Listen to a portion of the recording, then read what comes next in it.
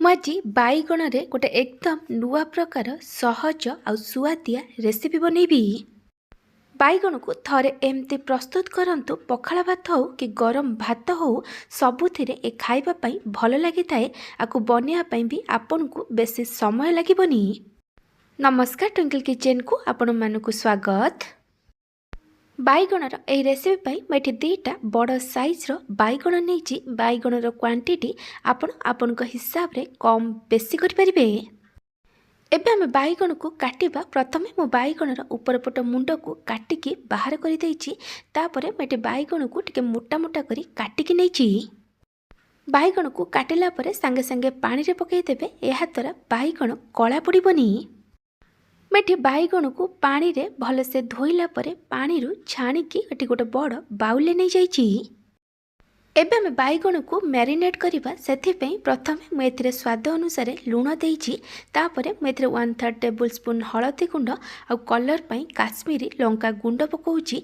काश्मीरी लंका गुंड एठी ऑप्शनल अछि। एबे आमे सबको भल से मिक्स करिदबा। मु आपन को गोटे छोट रिक्वेस्ट करुछि, जदि आपन को एही रेसिपी भल लागिबो ताला को लाइक करिवे, आपन को सांग मानक सहित शेयर करिवे। जदि एपर्यंत मो चैनल को सब्सक्राइब करि नाहंती ताले सब्सक्राइब करबा को जमार भूलिबेनी। पाखर थिया बेल आइकन ने ऑल नोटिफिकेशन ने क्लिक करिवे। एहा द्वारा मो जो वीडियो आसीबो आपन प्रथमे देखि परिबे। जदि फेसबुक रे देखुचंती ताले फॉलो करबा को जमार भूलिबेनी। मैं सबको भल से मिक्स कर देइछि। मैं कड़ाई रे किछि सोरिष तेल दे गरम होबाक रखिछि। आपण ए रेसिपी को सोरिष तेल रे बनेबे। एहा द्वारा आर टेस्ट बहुत भल आसीबो। तेल भल से गरम हो गला परे आमे एथिरे गोटे गोटे करी बाईगण को दे दबा। हाई फ्लेम रे बाईगण को आमे गोटे रु 2 मिनिट पर्यंत भाजिबा। आपण एमती चौड़ा बेस वाला कड़ाई नेबे, नहले पैन कि तावा नेबे।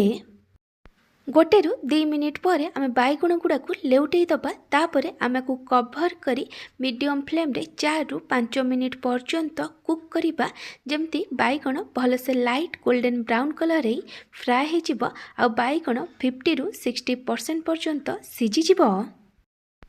मझिरे मझिरे घोड़णी काढ़ी बाईगण को गोलौथिबे, नहले बाईगणर तलपट लागी पोड़ी जाई पारे। बाईगण भाजी होथुआ भितरे चलंतु एबे आमे गोटे मसला बनै दबा। मसला पई मेठी गोटे ग्राइंडर जार रे 2 छोट चामच सोरिष, गोटे छोट चामच जीरा आ 2टा सुखिला लंका देइछि। आपन को जेतिकी राग दरकार से अनुसार सुखिला लंका कि कंचा लंका नहीं परिबे। तापरे मु एथिरे 15 रु 16 पाकुड़ा रसुण देइछि। रसुणर क्वांटिटी टिके अधिक रखिबे। एबे आमको कभर करी भल से बाटिकी नै जिबा। मसला पेस्ट एठी रेडी हो जाइछि।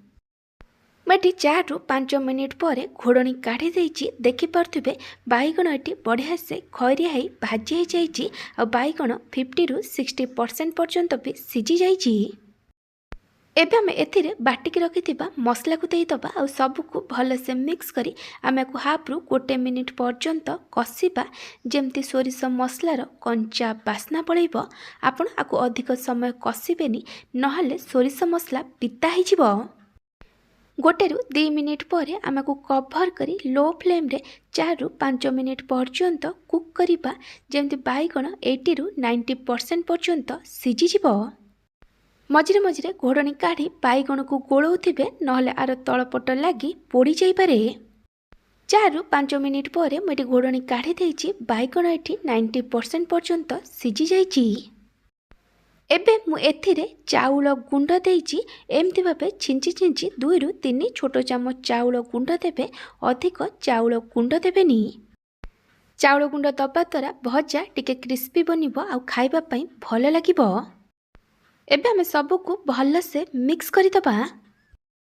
एबे आमे बाईगण को लेउटे लेउटे लो टू मीडियम फ्लेम रे भाजिबा।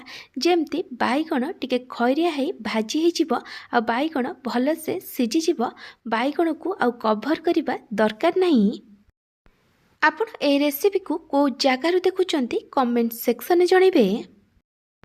देखि पारथुबे बाईगण एटी बढ़िया से खैरिया है भाजी हो जाइछि आ बाईगण भी एटी भल से सिझी जाइछि। एबे आमे गैस बंद करि दबा। बेसर चाउल गुंड दिया ए बाईगण भजा एटी रेडी हो जाइछि। जदि आपनको ए बैगण भजार रेसिपी भल लगी ताकू लाइक करेंगे, आपण को सांग मानक सहित शेयर करेंगे। जदि एपर्यंत मो चैनल को सब्सक्राइब करना ताले सब्सक्राइब करने को जमार भूलें। जदि फेसबुक रे देखुथिबे तार फॉलो करने को जमार भूलें। Thank you for watching.